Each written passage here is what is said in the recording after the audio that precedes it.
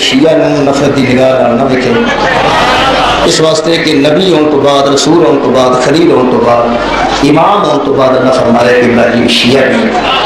مطلب اگر شیعہ کچھ ہلکا پھلکا لفظ ہوتا تو نبوت تو بعد یہ تعارف کرانے کی ضرورت نہیں۔ جہے بندے نے شیعہ تو نفرت وہ نفرت نہ کرے۔ حضرت ابراہیم علیہ السلام خالق نے شیعہ کھے، اور شیعہ کی لفظ میں قرآن خالق نے تابع فرمانا دیا معنی کے استعمال کیا۔ تابع فرمان جہاں کسی کے فرمان کا تابع ہو، جہاں کسی کا اطاعت گزار ہو، جہاں کسی کی گل مننے، جہاں کسی کے پیچھے ٹرے، جہاں کسی کی پیروی کرے، جہاں کسی کو منے، اس مننے والے کو تابع فرمان اللہ نے شیعہ۔ ایک اور آیت پڑھ دیں، سورہ مبارکہ قصص ہے۔ خالق فرماتا ودخل المدینہ علی حین غفلۃ من اہلھا فوجد فیہا رجلین یقتتلان۔ حضرت موسیٰ نے اپنے دور میں شہر میں داخل ہوئے تو دو بندے لڑتے ہوئے دیکھے، ہاذا من شیعتہ، ایک اس کے شیعوں میں سے تھا، وہذا من عدوہ، اور دوسرا جو شیعوں میں سے تھا اس سے لڑنے والا موسیٰ کے دشمنوں میں سے تھا۔ ایک شیعوں میں سے تھا، شیعہ مانا تابع فرما، ایک موسیٰ کے ماننے والا تھا اور دوسرا موسیٰ کے دشمنوں میں سے تھا۔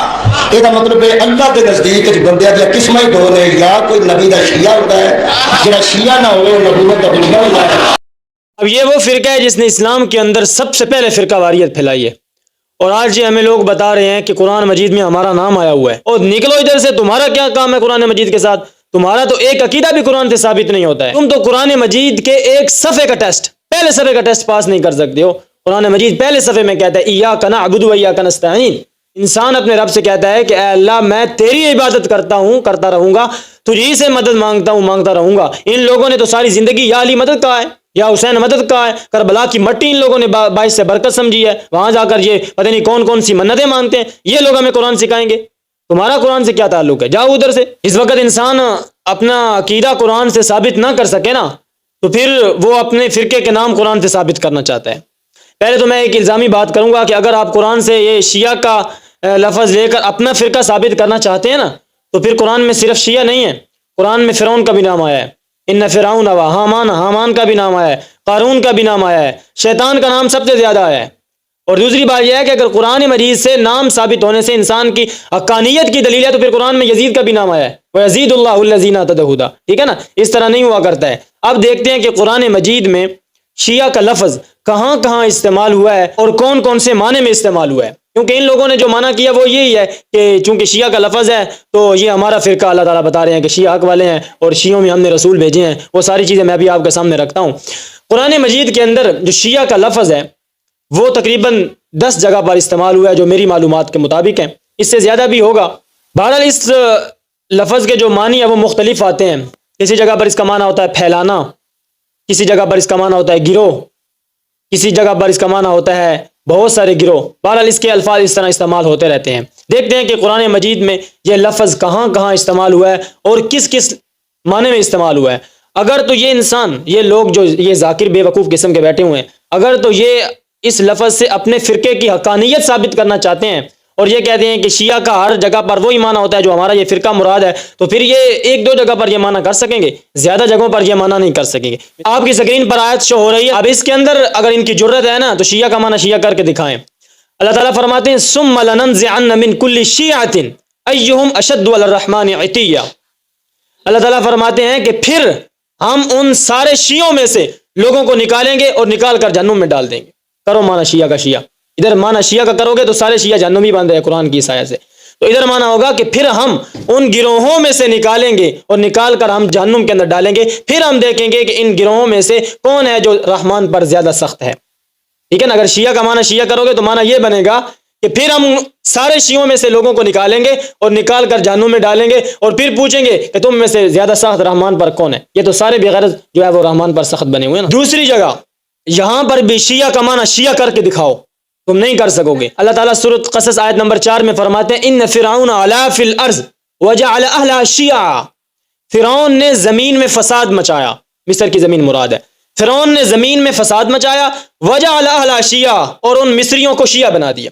اب فرعون کے سارے ساتھی شیعہ ہیں اگر شیعہ کا معنی شیعہ کرو گے، ٹھیک ہے نا؟ تو اس کا درست معنی یہ ہے کہ فرعون نے زمین میں فساد مچایا اور ان مصریوں کو، وہ جو مصر کی زمین میں رہتے تھے، ان کو فرعون نے کیا کر دیا؟ شیعہ گروہ گروہ بنا دیا۔ اب شیعہ کا معنی شیعہ کر کے دکھاؤ اور سارے فرعون کے ساتھ جہنم میں جاؤ۔ تیسری جگہ یہاں پر بھی شیعہ کا معنی شیعہ کر کے دکھاؤ اور پھر اللہ تعالیٰ کے عذاب کے مستحق بنو۔ اللہ فرماتے ہیں ان الذین فرقوا دینہم وکانوا شیعا، بے شک وہ لوگ جنہوں نے اپنے دین کو ٹکڑے ٹکڑے کر دیا اور وہ ہو گئے شیعہ۔ لست منہم فی شیء، اے پیغمبر آپ کا ان کے ساتھ کوئی تعلق نہیں ہے۔ اب شیعہ کا معنی شیعہ کرو اور اللہ کے عذاب کو چکو اور جاؤ جہنم میں جہاں جانا ہے، جو تمہاری اصل جگہ ہے۔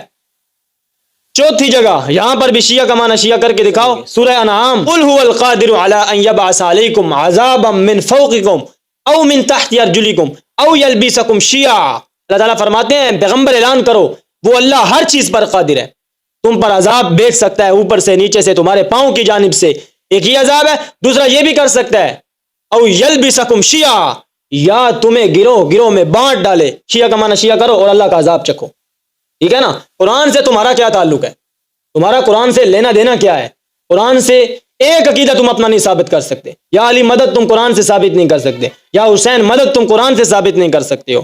اپنے جو امامت کا عقیدہ تم نے بنایا ہے وہ قرآن سے ثابت نہیں کر سکتے ہو، اور ہمیں کہتے ہو ہمارا نام قرآن میں آیا، نکلو ادھر سے، تمہارا کیا تعلق ہے قرآن کے ساتھ؟ اب میں آپ کے سامنے وہ ساری آیات رکھ رہا ہوں جہاں پر شیعہ کا لفظ استعمال ہوا ہے اور اس کا درست معنی کیا ہے وہ بھی میں ذکر کر رہا ہوں۔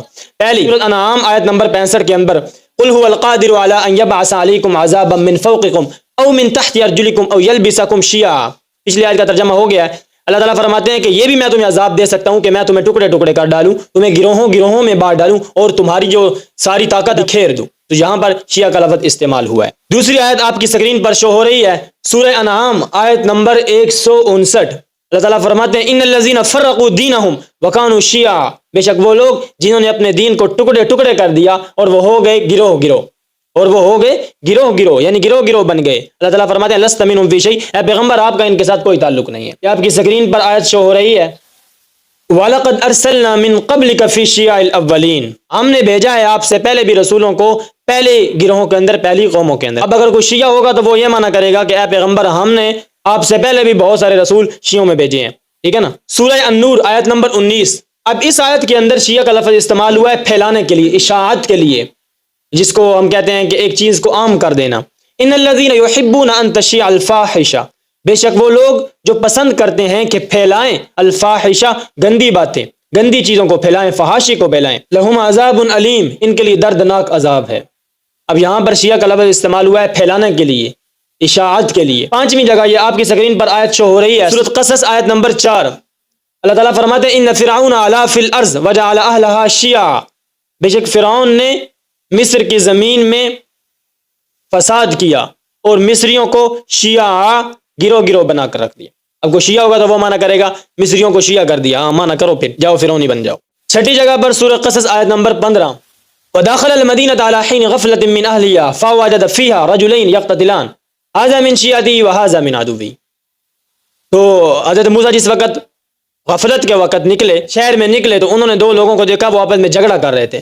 ایک حضرت موسیٰ کی گروہ میں سے تھا، حضرت موسیٰ کے شیعوں میں سے تھا، گروہ میں سے تھا، جو میں پہلے بتا چکا ہوں، اور ایک اس کے دشمنوں کے گروہ میں سے تھا۔ تو یہاں پر شیعہ کا لفظ گروہ کے لیے استعمال ہوا ہے، جتھے کے لیے استعمال ہوا ہے، جماعت کے لیے استعمال ہوا ہے۔ من الذین فرقوا دینہم وکانوا شیعا، ان لوگوں میں سے جنہوں نے دین کو ٹکڑے ٹکڑے کر دیا اور وہ ہو گئے شیعہ۔ تو یہاں بھی شیعہ کا لفظ گروہ کے لیے استعمال ہوا ہے، کسی اور جو معنی کے لیے استعمال نہیں ہوا۔ آٹھویں جگہ سورہ صافات آیت نمبر 83، یہ آپ کی سکرین پر آیت شو ہو رہی ہے، ان من شیعتی ابراہیم، حضرت ابراہیم اس کے شیعوں میں سے تھے، اس کے گروہ میں سے تھے، اس کی جماعت میں سے تھے۔ کس کی؟ یہ ضمیر لوٹ رہی ہے حضرت نوح کی طرف، پیچھے حضرت نوح کا ذکر چل رہا ہے۔ تو حضرت ابراہیم حضرت نوح کے جماعت میں سے تھے، چونکہ تمام انبیاء کا جو مسئلہ ہوتا ہے اور دعوت ہوتی ہے وہ ایک ہوتی ہے، تو اس لیے حضرت ابراہیم کو حضرت نوح کے گروہ میں سے شمار کیا گیا۔ تو یہاں پر شیعہ کا لفظ جماعت، جتھے کے لیے استعمال ہوا ہے، گروہ کے لیے استعمال ہوا ہے۔ نویں جگہ یہ آپ کی سکرین پر آیت شو ہو رہی ہے، سورہ مریم آیت نمبر 70۔